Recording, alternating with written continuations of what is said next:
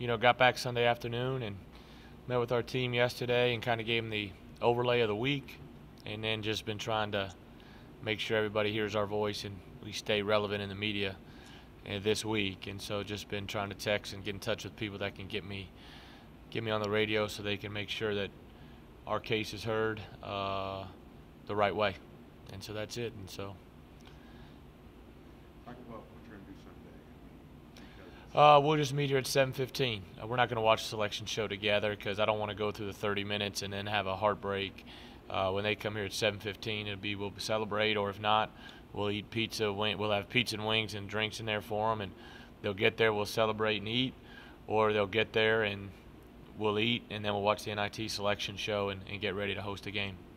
You're making your case, but history, just the way the tournament is, do you think it's going to help, or do you think it'd be a pond in the water that makes a ripple that could help your case?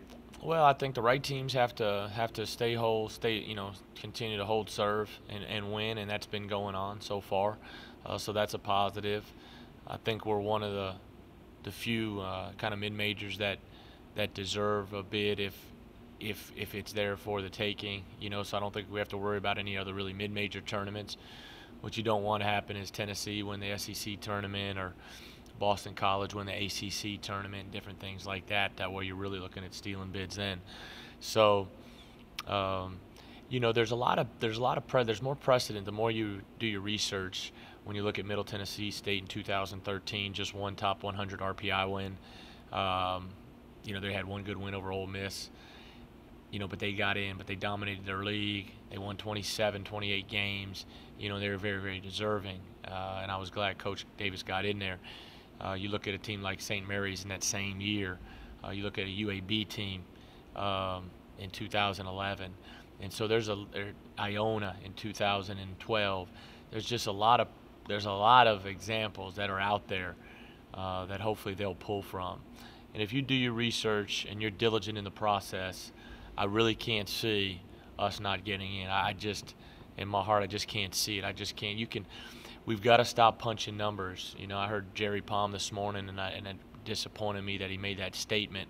And I thought it was, I just didn't think it was a knowledgeable statement. And obviously, he's a knowledgeable person and a smart person to be a stats guy. But he said we deserve a 30-second discussion. Are you kidding me? We haven't lost. We lost November 29th, and the last time we lost a game was March 7th, and we deserve 30 seconds. We've got to stop punching numbers. I think that's why you never heard of Cardell Jones if they were punching numbers in football. How much do you think all this campaigning that you and players are doing actually affects the mindset of the selection? I have no idea. I'm not really involved in that process. That's between Dave, Alan, Beth, and Kyle, and Brad. That's they know better than me. My job is to just support our kids and to stay on Dave's butt to make sure everybody else is doing it. And so I can't really, you'd have to ask that question to Beth or Alan. Coach, have you ever went to bat for another program like other coaches are for you? Do you know that? Oh man, I know you just got here, but if you've heard and go research my quote since 2012, I've been an advocate for this league in every time, in every forum that I could possibly, talk about. 2010, it was Murray. 2011, we won the league, but I think a 3-seed Morehead State team won the tournament, got in, led by Kenneth Fareed, and almost went to the Sweet 16. And now he won a gold medal, and so, 2012 it was us. And in 2013, if we would have beat Belmont in the tournament, heck yeah, I'd have been fighting like heck to get Belmont in, And so last year our league wasn't deserving of 2 bids. It wasn't. But this year again, for about the 4th or 5th time in the last 6 years, it definitely is. And so anytime you hear anything, I'm always going to be an advocate for our league. You look at Belmont and you look at Belmont, you got a Hall of Fame coach, you got an NBA guy in Ian Clark. They're a high level program. And then you go to East Kentucky and see what Jeff Neubauer's done and how good Morehead State is right now to finish the year. And you just go down the line. And so no question. It starts at the top. They have to be the ring leaders. But as a coach, I'll always be in support, especially non-conference. In conference, you're always going to root for who helps you win the league. That's just, you want to win a championship. But in non-conference, shoot, yeah, when Eastern Illinois went and beat Indiana State, the third-place team in the Valley, or fourth-place team in the Valley, heck yeah, I was happy. Because now we've beaten them, we've beaten Illinois State, we've beaten Indiana. Evansville, that's huge for our league. They beat Cleveland State, it's huge for our league. And so you always want to root for your team's non-conference. How frustrating is it to coach in a one-bid league, especially? It's not a one-bid league. I'm tired of that question. It shouldn't be a one-bid league. The problem is the problem is our league hasn't grown like it should have grown. Look at the success. What other league, and I've asked Dave, and I don't know if they've done it yet, and I've asked Kyle, go do a comparison with us in the Mountain West. Go do a comparison with us in the West Coast Conference. Go do a comparison with us in the Missouri Valley of, not just necessarily tournament wins, but the talent level that's come out of that league. When you look at NBA players and NBA Summer League guys, and let's get a chart together and let's get this done, all right? And let's put that out there so everybody can see that, because we aren't a one-bid league. We're not deserving of one bid. Some years we are, but since I've been here since 2010, 2014, and probably 2011, 2 out of the last 6 years, I can honestly say we may have been a one-bid league. But 4 out of the last 6, we're a 2-bid league if the number 1 seed doesn't win the tournament. You do feel the conference is supporting you? What's frustrating, the way you should probably ask that question is, what's frustrating is we haven't grown our league with the success of our top-level teams. That's the frustration. You do feel the OVC is doing everything they can in their power. I talked about that with the tournament. She says they've been an advocate from day one.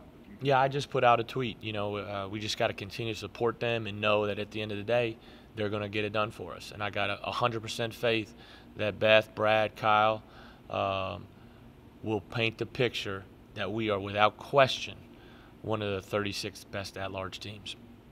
let me throw this out at you. What do you say about the conference maybe saying let's forsake the tournament like the Ivy League does? Yeah, I don't want to change all that stuff. Everybody asks me that too. The March Madness is great. That was a great championship game.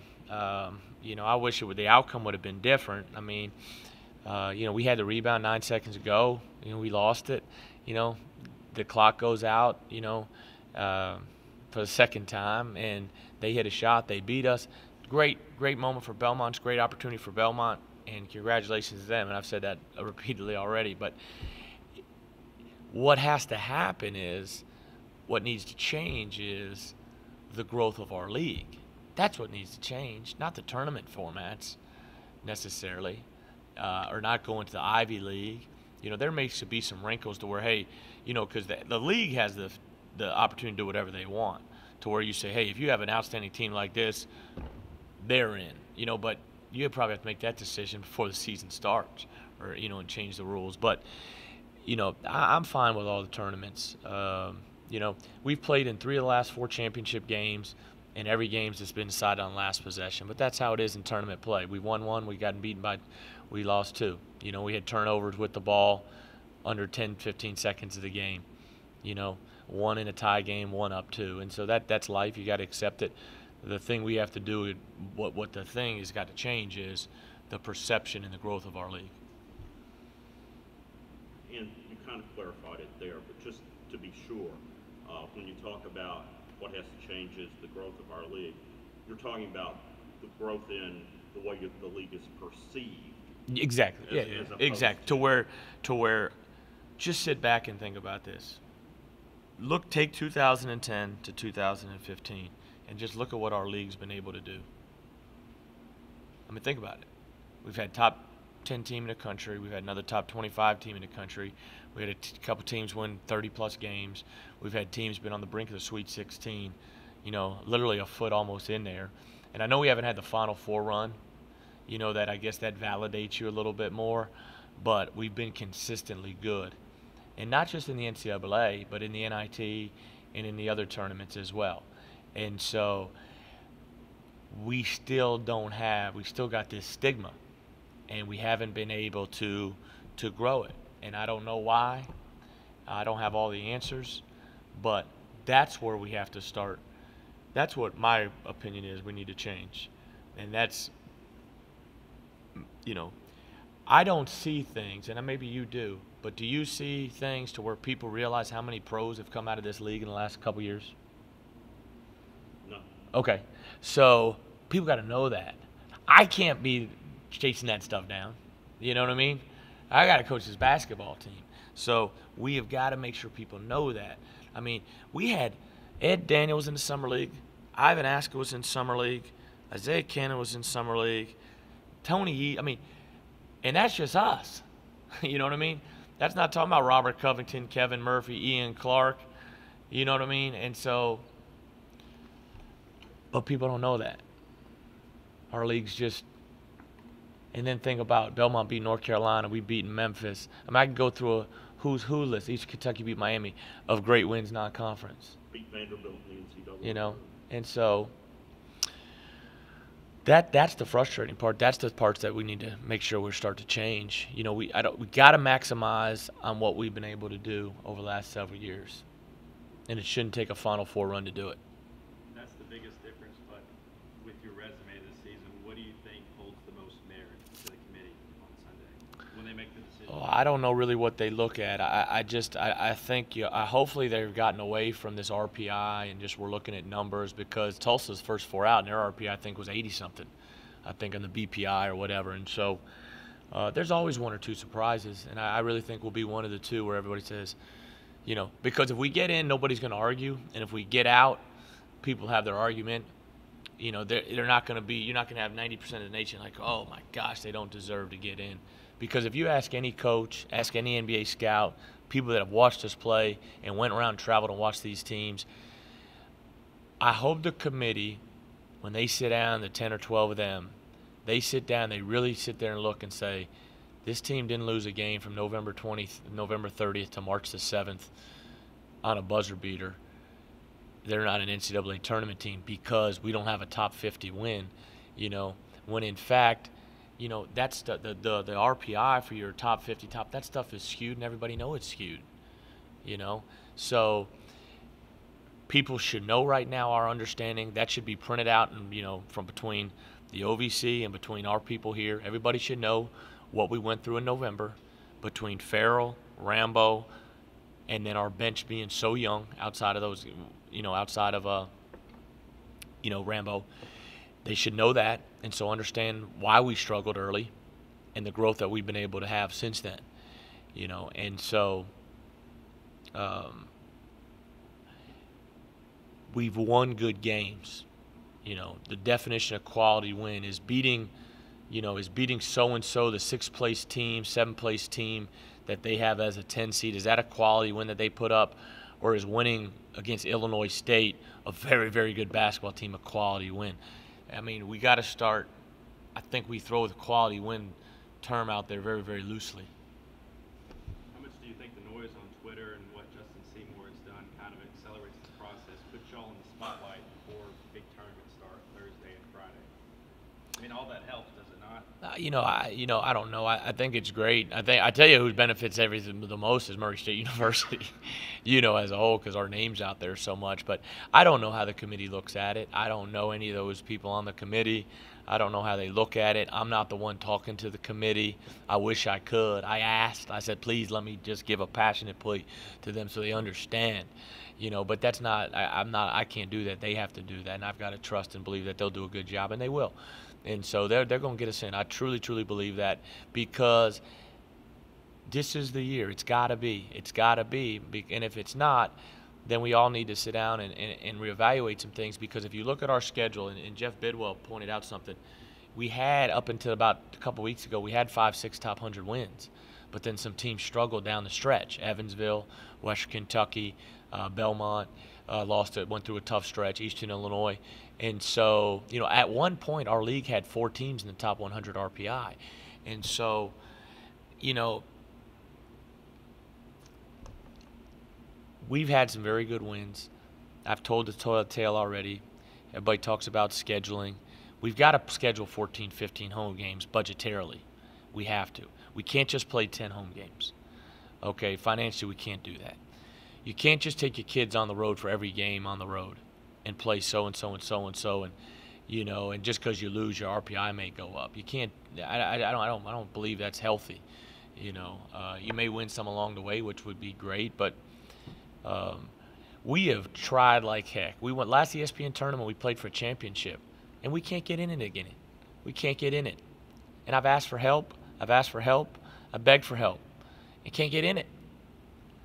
But people don't understand all the intricacies behind that, so they need to stop discrediting our schedule. You mentioned the RPI. Early in the season, after Kentucky had blown Kansas out, Kansas was ahead of them in the RPI. Yeah. As I understand it, 2/3 of the RPI is based not on what you do, but on What your opponents do. Yeah. So, and if you compare it to the other computer ratings, it's not close. Yeah, I'm not a big, I'm just not a big advocate for it. I just don't. I think at some point it's just like football. You got to sit down, you got to evaluate these teams, you got to watch these teams play. Obviously, there's a lot more Division I basketball teams as a division than Division I football teams, but you got to sit down and evaluate these teams, and you got to know. That's why, when Jerry Prohm said 30 seconds, I said, you haven't taken time to watch us play. If NBA scouts are going to tell me that you're better than so-and-so and so-and-so, and then Jerry Palm's going to say 30 seconds of discussion, that's ridiculous. What did he specifically say? That when they asked him if we belong in the NCAA tournament, what's your take on Murray? He goes, they deserve a quick 30 seconds and move on to the next team. That's ridiculous. That's, we ought to fly him down here next year for the, I don't know what game, but for a great game. Let them watch. If you're going to make comments like that. You do get the bid this year.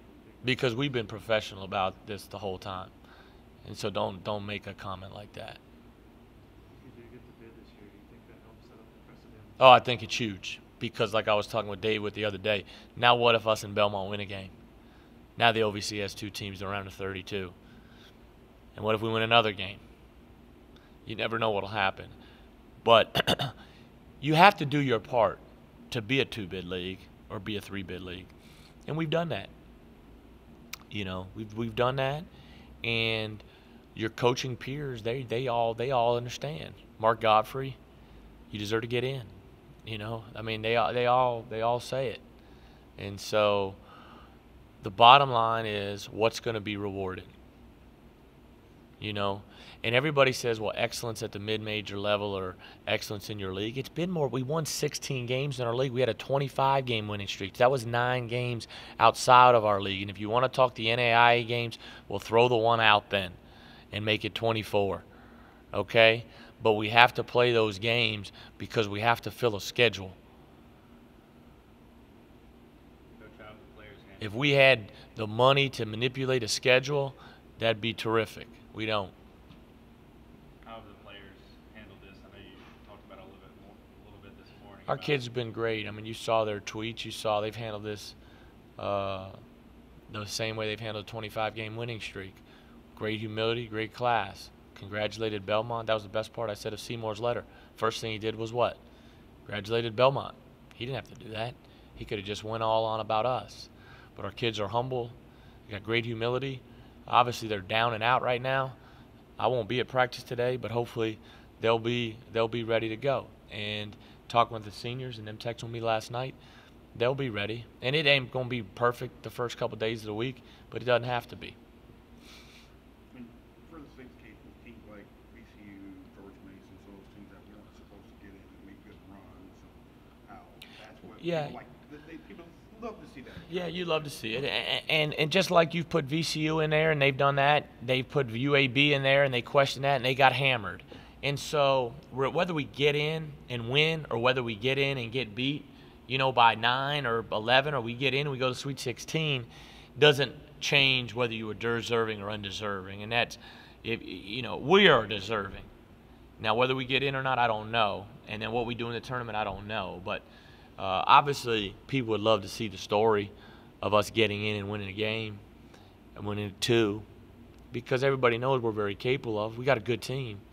You don't go You don't have the 8th longest winning streak in the last 15 years of college basketball and not be very good. And that's what the committee has to sit down and say at the end of the day when they're evaluating us.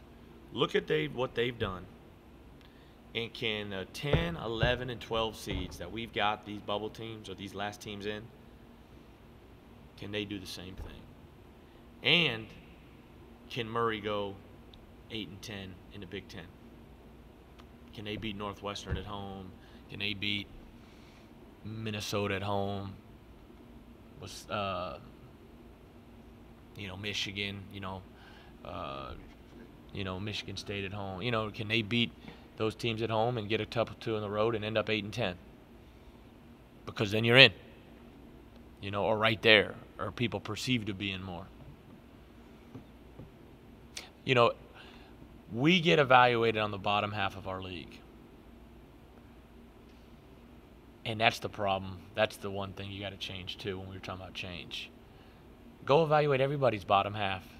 There's a reason you got a top half, and there's a reason you got a bottom half.